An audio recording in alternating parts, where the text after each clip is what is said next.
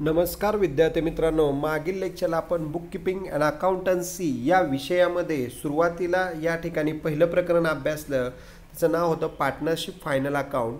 त्यानंतर दुसरं प्रकरण अभ्यासलं नॉट फॉर प्रॉफिट कन्सर्न. तिसरं प्रकरण अभ्यासलं ॲडमिशन ऑफ ए पार्टनर. चौथं प्रकरण अभ्यासलं रिटायरमेंट ऑफ ए पार्टनर. आणि आता पाचवं आपण डेथ ऑफ पार्टनर अभ्यासणार आहोत. पण आपण सहावं प्रकरण अगोदर पण अभ्यासलेलं आहे, डिझॉल्युशन ऑफ पार्टनरशिप फर्म. तर या डिझॉल्युशन ऑफ पार्टनरशिप फर्ममध्ये सुद्धा या ठिकाणी सुरुवातीला आपण त्याचे प्रॉब्लेम अभ्यासले, जर्नल लेजर. आणि आता आपण परत पाचवं डेथ ऑफ पार्टनर, हेही तुमचा टॉपिक तुमच्या दृष्टीने महत्त्वाचा आहे, बोर्डाच्या दृष्टीने महत्त्वाचा आहे. त्यामुळं डेथ ऑफ पार्टनर हा टॉपिक आज आपण अभ्यासणार आहोत. तर विद्यार्थी मित्रांनो, सुरुवातीला डेथ ऑफ पार्टनर या टॉपिकमध्ये सुरुवातीला तुम्हाला या ठिकाणी आपण ॲडमिशन, तिसरा टॉपिक बघितला ॲडमिशन ऑफ ए पार्टनर. दोन पार्टनर कंटिन्यू बिझनेस करत असतात आणि तिसऱ्याच्या लक्षात येतं की पार्टनरशिप फर्म हे प्रॉफिटमध्ये आहे. त्यामुळं तिसरा पार्टनर ॲडमिशन घेतो. ए बी रेग्युलर व्यवसाय असतो, सी पार्टनर ॲडमिशन घेतो, त्याला म्हणतो आपण admission of A partner. Admission घेताना कॅपिटल ब्रिंग म्हणजे आणणे, कॅपिटल आणतो, त्यानंतर या ठिकाणी गुडविल आणतो. मग आपण त्याच्या एंट्र्या बघितलेल्या आहेत. त्याच्याच पुढं या ठिकाणी रिटायरमेंटमध्ये एखादा पार्टनर रिटायर होत असेल तर त्याला आपण कॅपिटल देतो, गुडविल देतो, जो प्रॉफिट आहे तो पण त्याला देत असतो. तर या ॲडमिशन आणि रिटायरमेंटमध्ये आपण महत्त्वाचे दोन अकाउंट आणि एक बॅलन्स शीट तयार करतो. ते दोन अकाउंट कोणते आहेत? पहिलं अकाउंट आहे रिव्हॅल्युएशन अकाउंट किंवा त्यालाच आपण म्हणतो profit and loss adjustment account. दुसरं अकाउंट या ठिकाणी आहे पार्टनर्स कॅपिटल अकाउंट आणि तिसरं आहे ते म्हणजे बॅलन्स शीट. आता या आपल्या पाचव्या टॉपिकमध्ये सुद्धा आपल्याला तेच अकाउंट तयार करायचे आहेत. डेथ ऑफ पार्टनर लक्षात घ्या, यामध्ये सुद्धा तेच अकाउंट तयार करायचे आहेत. हा सुद्धा प्रॉब्लेम तुम्हाला 10 मार्कासाठी क्वेश्चन पेपरमध्ये विचारला जातो. त्यामुळं सर्वांनी लक्ष द्या, हा प्रॉब्लेम व्यवस्थित हा टॉपिक अभ्यासायचा आहे आपल्याला. डेथ ऑफ पार्टनर बघा, त्याचं मिनिंग या ठिकाणी आपण बघणार आहोत. डेथ ऑफ पार्टनर म्हणजे मृत भागीदार, मृत्यू पावलेला भागीदार किंवा ज्या पार्टनरची डेथ झाली आहे त्या पार्टनरचं अकाउंटिंग ट्रीटमेंट कसं केलं जातं हे या आपल्याला टॉपिकमध्ये अभ्यासायचं आहे. तर डेथ ऑफ पार्टनरमध्ये सुरुवातीला बघा मिनिंग, त्याचा अर्थ, a partner will cease to be a partner on his death and hence death is considered as a compulsory retirement. म्हणजे एखादी घटना घडली असेल, त्यामुळं एखाद्या पार्टनरचा मृत्यू झाला असेल किंवा डेथ ऑफ पार्टनर झाल्यानंतर तो कंपल्सरी रिटायर होतो, व्यवसायातून पूर्णपणे बाजूला होतो या ठिकाणी डेथ ऑफ पार्टनरमुळं. बघा, partnership business may be continued by surviving partners if partnership firm makes provision in a partnership deed. आता पार्टनरशिप ॲक्ट आहे आपला या ठिकाणी 1932. पार्टनरशिप ॲक्टमध्ये पार्टनरशिप डीडमध्ये जो पार्टनर डेथ होईल त्याचा आपण जो काय हिस्सा असेल, कॅपिटल असेल, गुडविल असेल, प्रॉफिट असेल, तो आपण त्याला देतो आणि बाकीचे इतर पार्टनर व्यवसाय कंटिन्यू पुढं चालू ठेवतात. उदाहरणार्थ XYZ हे 3 पार्टनर आहेत. तर झेड पार्टनरची डेथ झाल्यानंतर X आणि Y कंटिन्यू व्यवसाय सुरू ठेवतात. तशी त्यांनी प्रोव्हिजन केलेली असते, पार्टनरशिप फर्ममध्ये तरतूद केलेली असते. त्या तरतुदीप्रमाणे ते व्यवसाय पुढं कंटिन्यू चालू ठेवतात. लक्षात घ्या. पुढं या ठिकाणी बघा आपल्याला दिलेलं आहे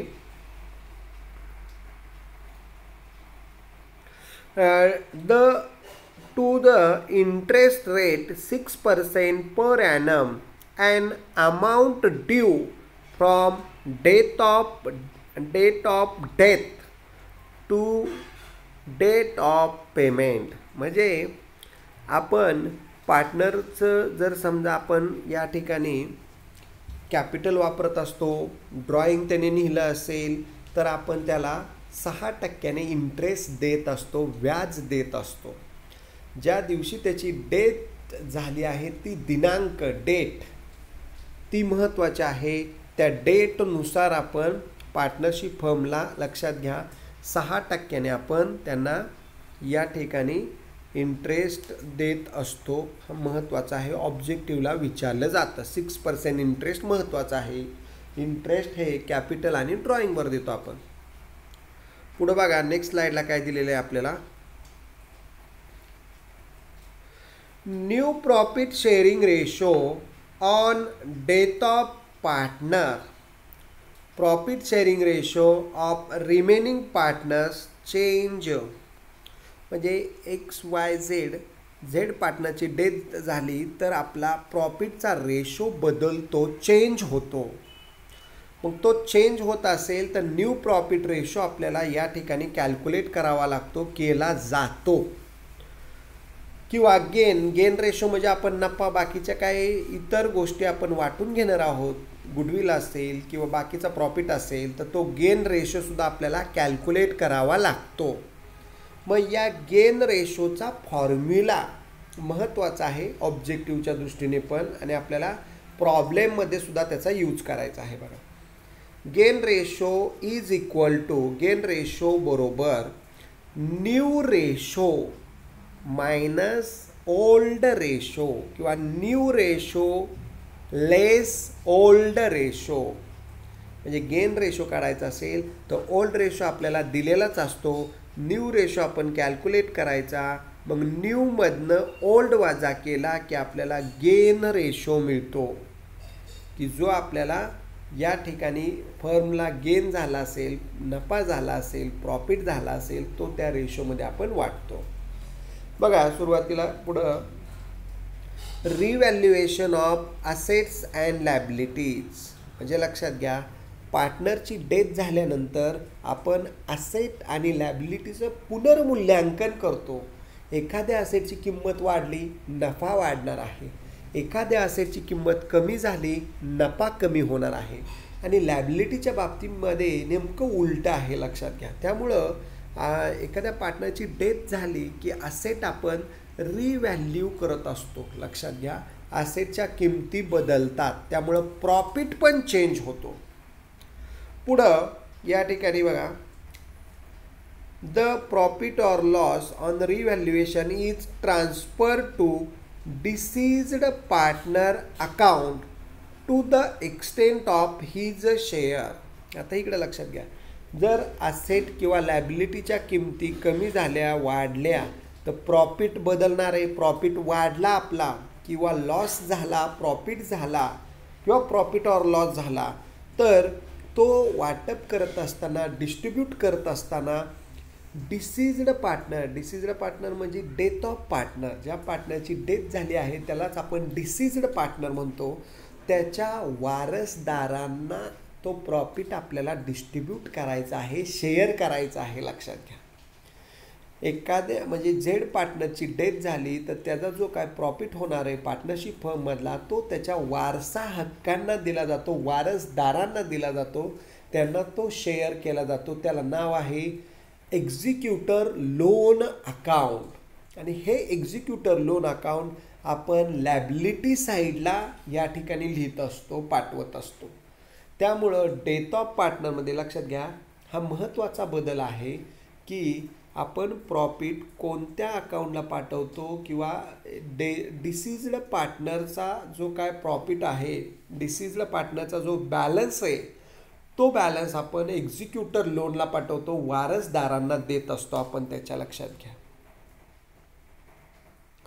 पुढं आता लक्षात घ्या पुढच्या स्लाइडमध्ये आपल्याला दिलेलं आहे त्यांनी amount due to deceased partner executor oblique nominee.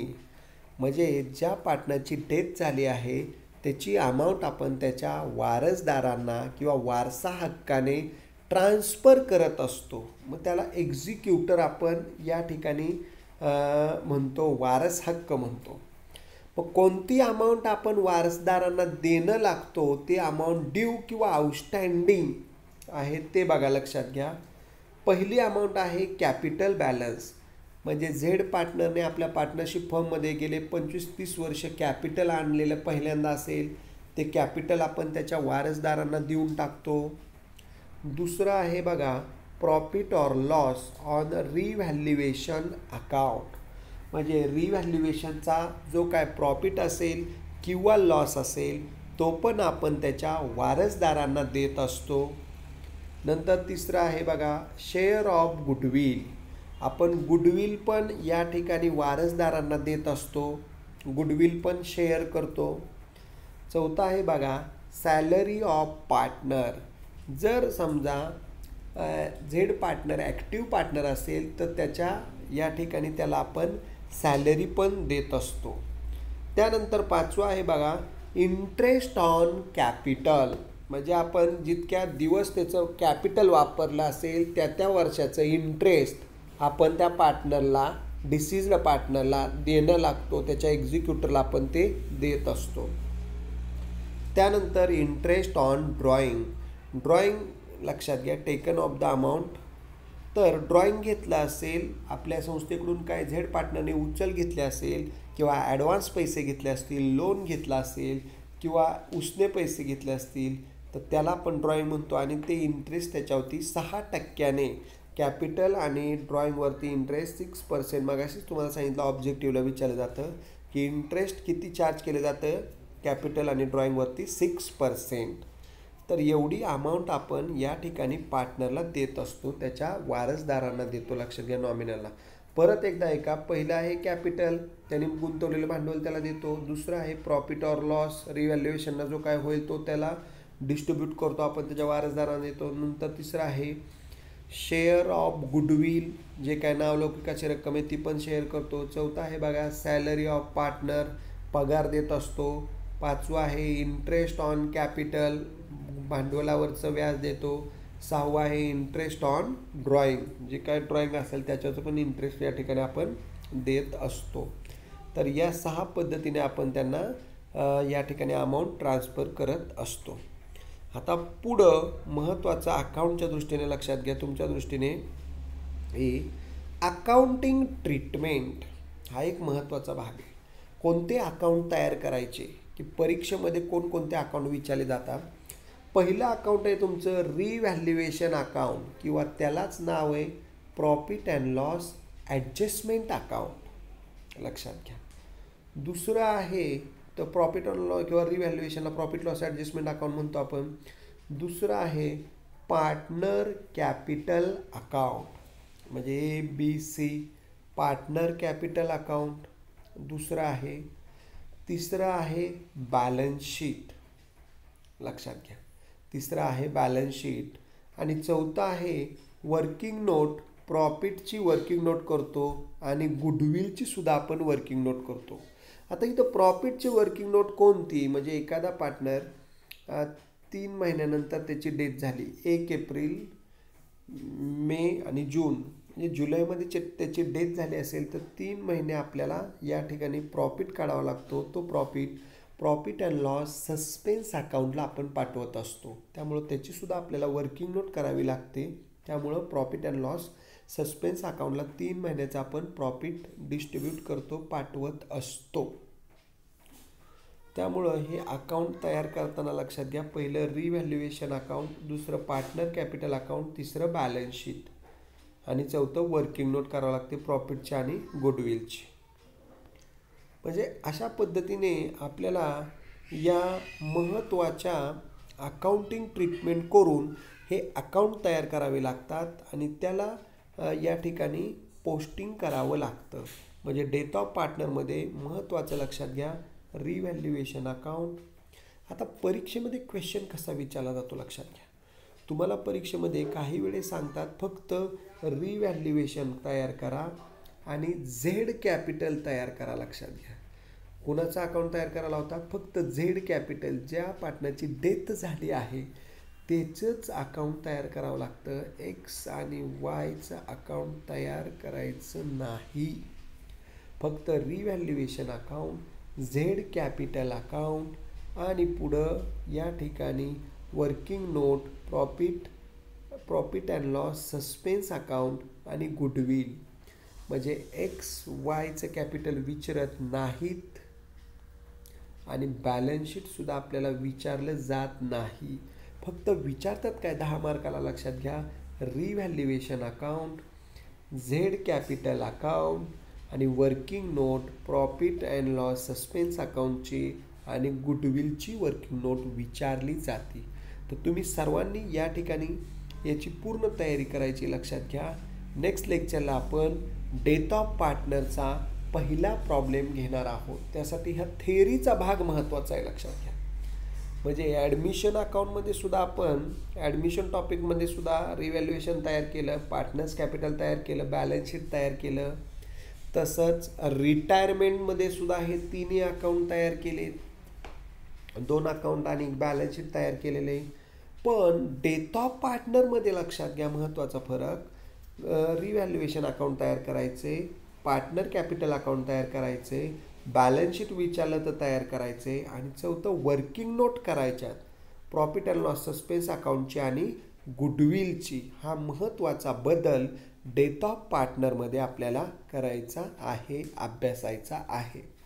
तर अशा पद्धतीने आपण चौथ्या म्हणजे 4पर्यंत टॉपिक अभ्यासले. आता 5वा डेथ ऑफ पार्टनर हा सुरू केलेला आहे.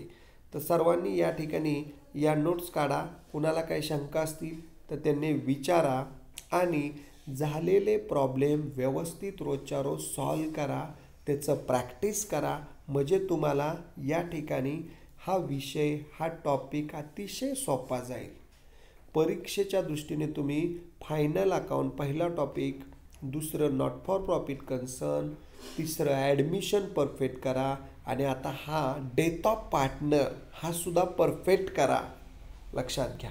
त्यामुळं सर्व विद्यार्थ्यांनी हा डेथ ऑफ पार्टनरसुद्धा तयारी करणं गरजेचं आहे, सॉल्व करायचा. याचाच प्रॉब्लेम आपल्याला, याला ऑर दुसरा टॉपिक विचारला जाईल पण त्याचा विचार आत्ता करायचा नाही. आत्ता आपल्याला डेथ ऑफ पार्टनर हा बोर्डाच्या दृष्टीने याची तयारी करायची. ठीक आहे, सर्व विद्यार्थ्यांनी या ठिकाणी याच्या नोट्स काढा, काही शंका असतील तर विचारा. या ठिकाणी नेक्स्ट लेक्चरला आपण प्रॉब्लेम अभ्यासणार आहोत. थँक्यू, धन्यवाद.